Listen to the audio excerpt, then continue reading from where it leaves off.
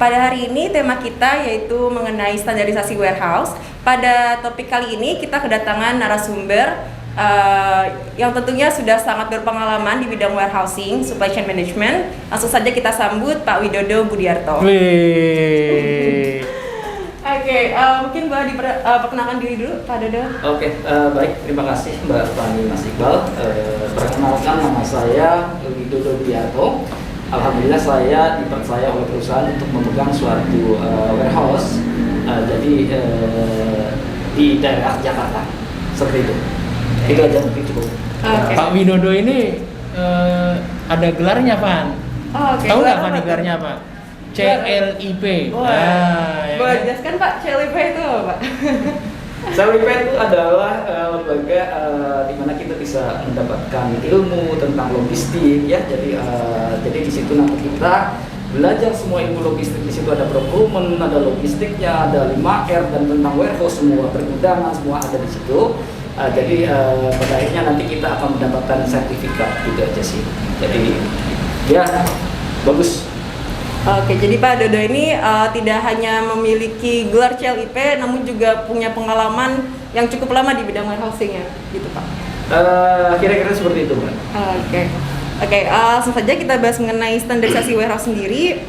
Mungkin bisa dijelaskan dulu ya, mengapa sih penting dibutuhkan warehouse dalam suatu perusahaan dan kegiatan apa saja yang dilakukan di warehouse? Oke, jadi suatu perusahaan yang besar ataupun kecil itu memang kalau menurut saya sangat membutuhkan sebuah warehouse itu sendiri. Gitu. Karena pasti sebuah perusahaan besar atau perusahaan menengah, gitu ya, itu pasti akan mempunyai itu apa itu aset, gitu ya, terus apa itu inventory, gitu ya. Nah, di suatu warehouse itu sendiri itu kegiatannya memang ada kegiatan logistik, kegiatan untuk menerima barang, mengeluar barang, penyimpanan barang, gitu ya. Jadi kita memang harus mengerti standarisasi warehouse. Jadi secara penyimpanannya seperti apa, pegawainya seperti apa, terus melakukan biddingnya seperti apa. Nah, disitulah dibutuhkan sebuah warehouse yang standarisasi itu. Oke, kita bahas mengenai standarisasi. Mungkin bisa dijelaskan untuk standarisasi warehouse ini sendiri mencakup apa saja dan kemudian landasan apa sih yang digunakan dalam menetapkan standarisasi warehouse? Oke, standarisasi warehouse memang itu sangat dibutuhkan dalam sebuah warehouse ya, karena disitulah perusahaan atau sebuah warehouse itu akan kelihatan bagus atau excellent, gitu ya. Jadi memang sangat perlu standarisasi di mana itu standarisasi akan menentukan bahwa tingkat keselamatan atau safety-nya warehouse kita seperti apa, gitu ya. Karena sebuah warehouse pastinya akan melakukan kegiatan-kegiatan yang high risk ya. Jadi disitulah kita ada kegiatan loading unloading menggunakan crane, nah itu sangat butuh. Nah, dari keselamatannya seperti apa? Nah, itu kan memang sangat dibutuhkan. Nah, itu fasilitas warehouse itu yang nantinya akan menjadi yang harus standar, gitu ya, dari segi keselamatan dan yang lain-lainnya, gitu ya. Itu sih. Kalau untuk landasannya, untuk landasannya kebetulan kita mengadop dalam suatu yang semacam kebijakan yang kayak. Nah, itu memang dikeluarkan oleh satu perusahaan BUMN yang terbesar di Indonesia. Itu aja sih. Oke. Nah, tadi udah bicara dengan standarisasi warehouse. Nah, kita mau tahu nih, warehouse seperti apa sih yang standar itu, Pak Dodo, bagi suatu perusahaan? Bisa dibilang warehouse itu standar ya, berarti kita bisa meminimais tidak adanya kecelakaan, satu ya. Kedua, fasilitas-fasilitas yang ada di warehouse itu sudah standar. Misalnya kayak kita satu warehouse itu ada sebuah ada MHE-nya lah ya. MHE itu misalnya ada crane, ada forklift. Nah, itu standarnya seperti apa? Sebentar Pak Dodo. Ini mungkin teman-teman yang di sana belum tahu MHE itu apa sih, Pak Dodo? Material handling. Oh, material handling. Material ini equipment ya? Iya, betul ya? sekali. Material handling equipment. Terus Terus ada lagi yang kalau misalnya mau bicara sebuah warehouse itu harus misalnya ada standarnya warehouse itu dari pagar kelilingnya itu juga harus standar. Misalnya dari ketinggiannya gitu ya, dari ketinggiannya tuh minimal itu 2,7 gitu sampai 3 meter gitu. Gitu sih. Oh, berarti memang sampai sedetail itu ya. Yes, betul. Apa namanya, untuk mencapai warehouse itu agar supaya mendapat di titik standar tadi itu ya. Iya, betul. Bahkan tadi ada audit apa gitu ya, yang memang apa namanya untuk pengukur mengukur standar. suatu warehouse itu sudah standar atau belum gitu ya. Iya, iya, iya. Terus yang selanjutnya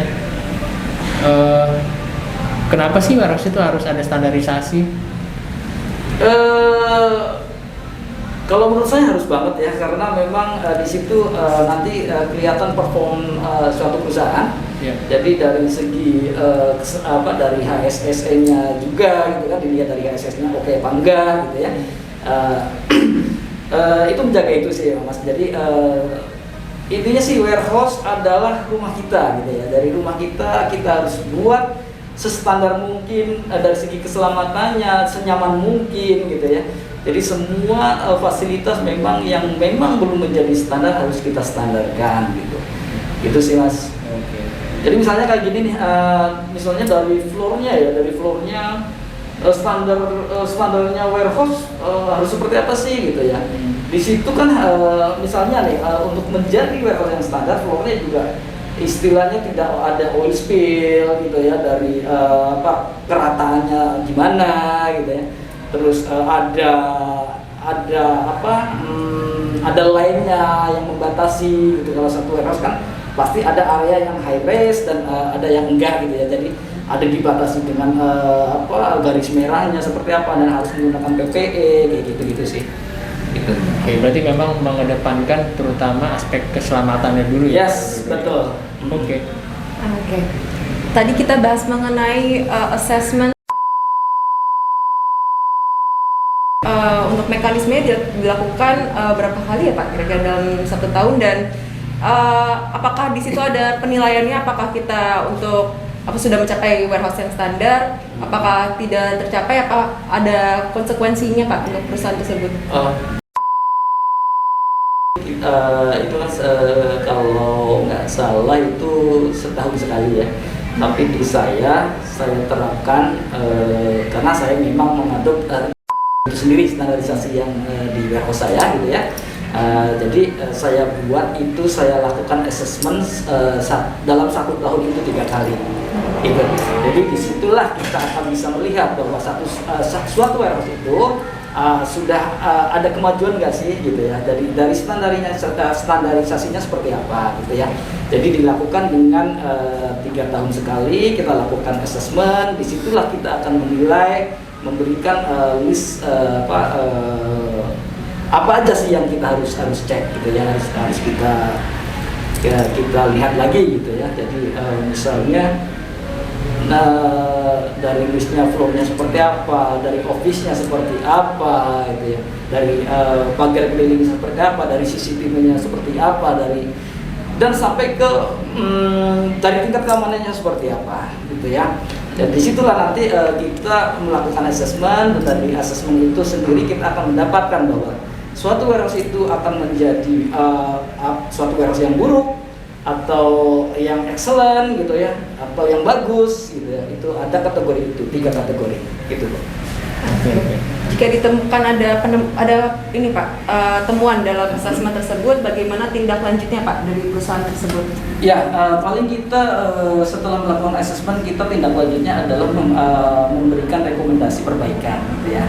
Rekomendasi perbaikan, kita akan lihat lagi dan kita akan menjadi spending namanya ya.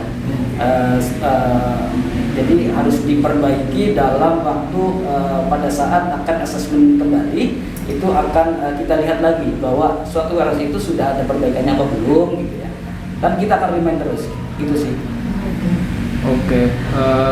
Pertanyaan selanjutnya yaitu, nah tadi kan asesmen itu pasti kan ada apa-apa saja yang dinilai ya Pak Dodo ya. Nah boleh nggak bisa dibagi ke kami gitu, seperti apa sih penilaiannya? Oh, mungkin ada poin-poin khusus apa gitu yang menjadi bahwa ada target-target dalam menentukan standarisasi dari target apa yang tadi gitu. Ya, misalnya gini ya, dalam satu warehouse pasti ada yang ada area open areanya ya, jet area gitu lah ya. Nah itu kita juga dari situ sangat bisa melihat gitu bahwa kelihatan bersih nggak sih lantainya gitu ya. Terus ada barang-barang yang memang bisa mengganggu pekerjaan nggak sih gitu kan. Terus lantainya rata nggak sih gitu ya. Terus drainasenya seperti apa gitu. Nah itu kita bisa lihat. Dari oil catchernya seperti apa, sudah standar apa belum gitu ya. Dari nah satu warehouse itu ada misalnya ada penangkal petirnya enggak gitu ya. Gitu. Jadi dari situ kita bisa melihat bahwa nah dari CCTV juga dari keamanannya kan bisa kita lihat. Nah satu warehouse itu ada CCTV-nya enggak. Nah area-area mana yang harus diberikan CCTV gitu ya. Jadi terpantau semua untuk area-area di situ gitu. Nah itu salah satu lah ya. Jadi memang sangat banyak ya kalau mau melihat bahwa apa yang menjadi standarisasi sebuah warehouse.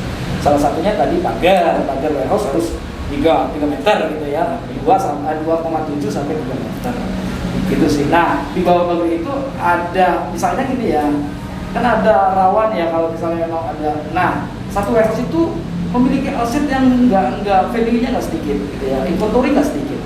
Nah itu kalau sangat rawan apabila pagarnya, misalnya pagar warehouse itu ada pijakan atau apapun yang bisa kemungkinan orang luar bisa masuk gitu. Nah itu dari situ kita juga bisa lihat dari kelistrikannya seperti apa.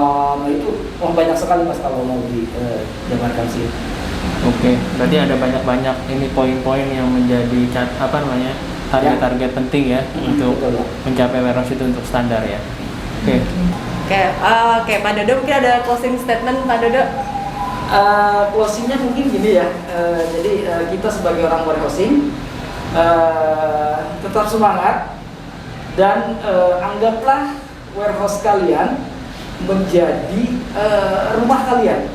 Jadi disitulah kita dituntut untuk menjaga sebuah warehouse apapun itu. Jadi di situ akan kita merasa nyaman di sebuah warehouse dan pastinya akan menghasilkan pekerjaan yang lebih bagus. Itu aja. Thank you. Oke, terima kasih Pak Widodo atas waktunya. Sebenarnya masih banyak nih yang kita mau tanya-tanyain. Tapi mungkin di lain kesempatan. Cukup sekian untuk topik pada kali ini mengenai standarisasi warehouse. Terima kasih kepada Pak Widodo atas waktunya. Jangan lupa untuk teman-teman sekalian untuk like, share, dan juga subscribe. Dan untuk teman-teman sekalian yang masih ingin tahu lebih dalam mengenai standarisasi warehouse dapat bertanya di kolom komentar. Jangan lupa saksikan video Gemba Channel di episode berikutnya. Salam Gemba Channel.